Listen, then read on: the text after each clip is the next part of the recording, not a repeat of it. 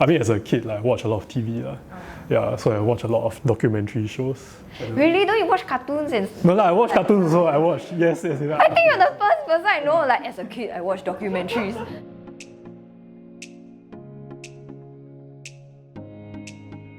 Hi guys, Annette here and welcome to another episode of Becoming Friends With. So this is a series where I invite you guys to come join me in becoming friends with a very special guest. And today I have with me one of the brilliant storytellers behind Singapore's favourite documentary channel. It is none other than Kai Yuan from Our Grandfather's Story. Hello.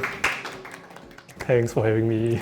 So for those of you at home who have not heard of OGS, they are a Singaporean digital video publisher who tells stories across Singapore and Southeast Asia. Their most popular series, Can Ask Meh, has garnered millions of views online, as have many of their other very viral videos as well. So today, we're going to become friends with Kai Yuan to find out a little bit more about Our Grandfather's Story. So I'm really excited.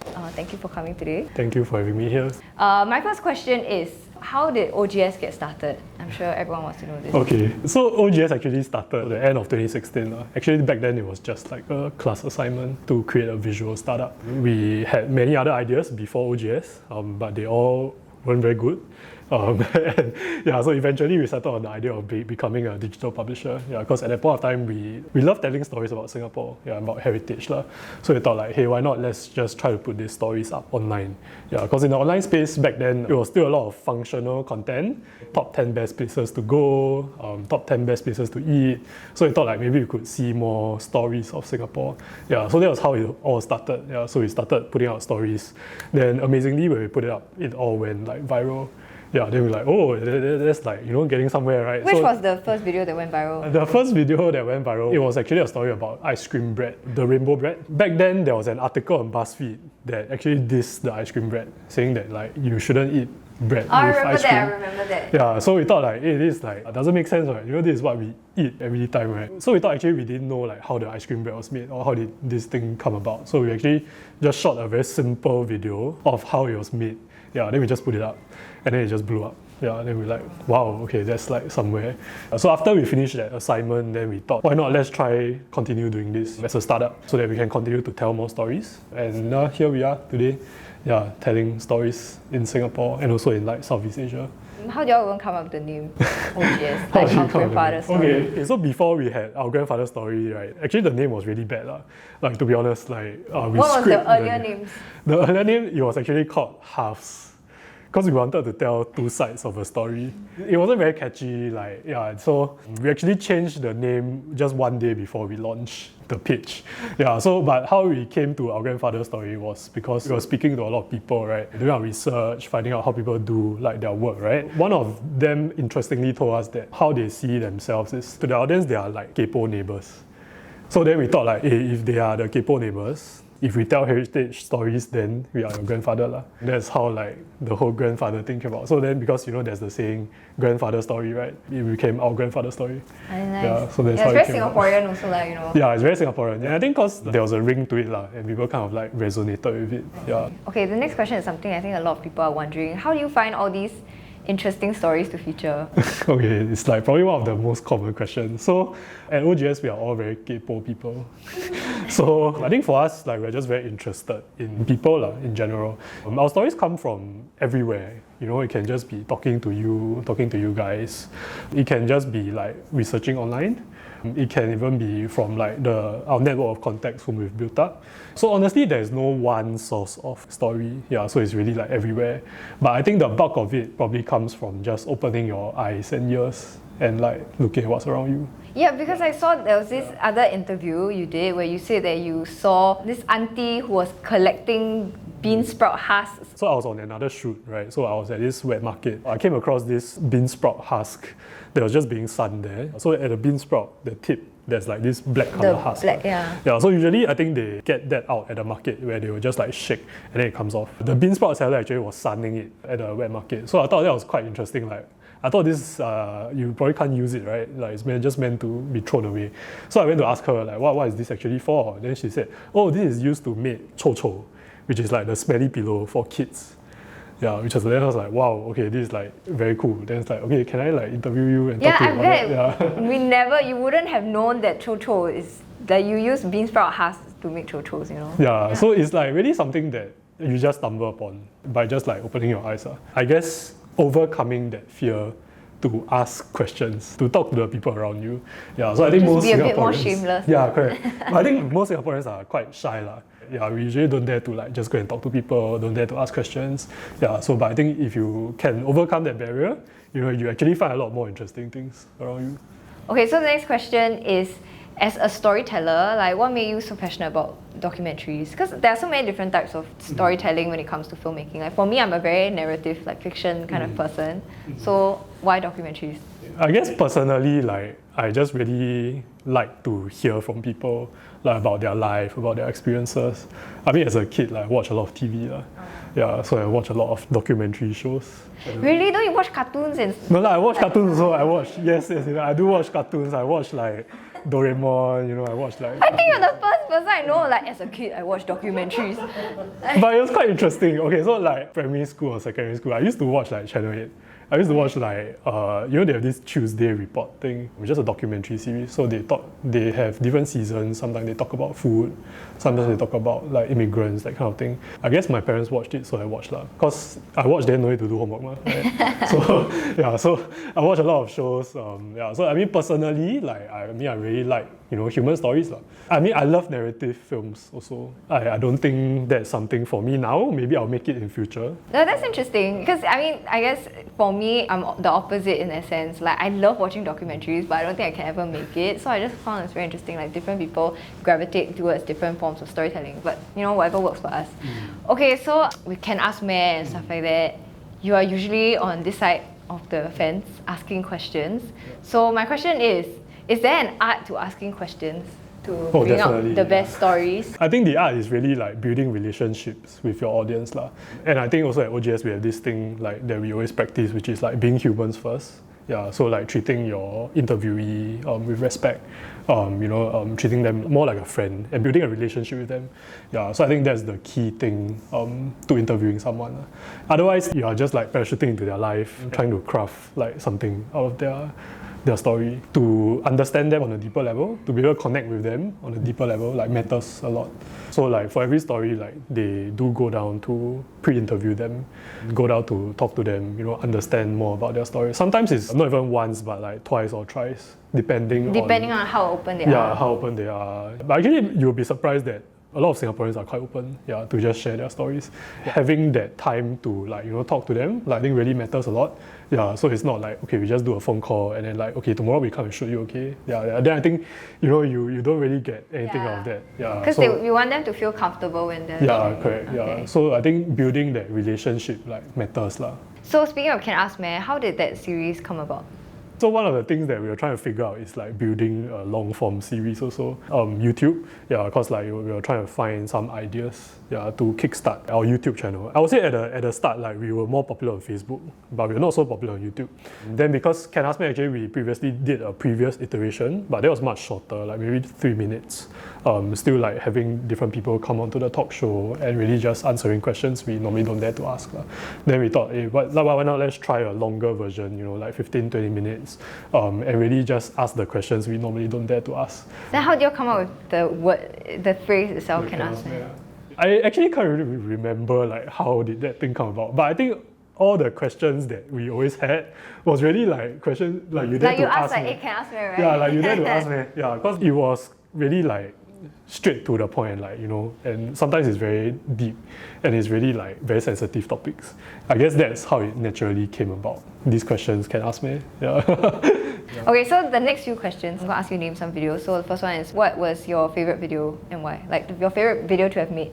Okay, my favorite video was one of our very first few sponsored collaborations together with Nippon Paint. Yeah, so it was my favorite for a few reasons lah. It was the first time we actually proved that, hey, someone will pay us to do this. Yeah, so I mean, we still have to eat, right? Yeah, so that's a very practical side. On the very creative side, I think, so we told this story of this Hindu tradition that actually brings the cows to bless homes when they move into like new houses. Yeah, so for the Chinese, you have the roll, pineapple. Different traditions have different practices, right? We uncovered a very different side of Singapore that you don't normally think about or even see. Yeah, the only time we saw it was probably on Storm, where there was this guy holding a car waiting for Going a lift. into the lift, yeah. So, and being able to combine such a cool story with such a branded collaboration was like really interesting.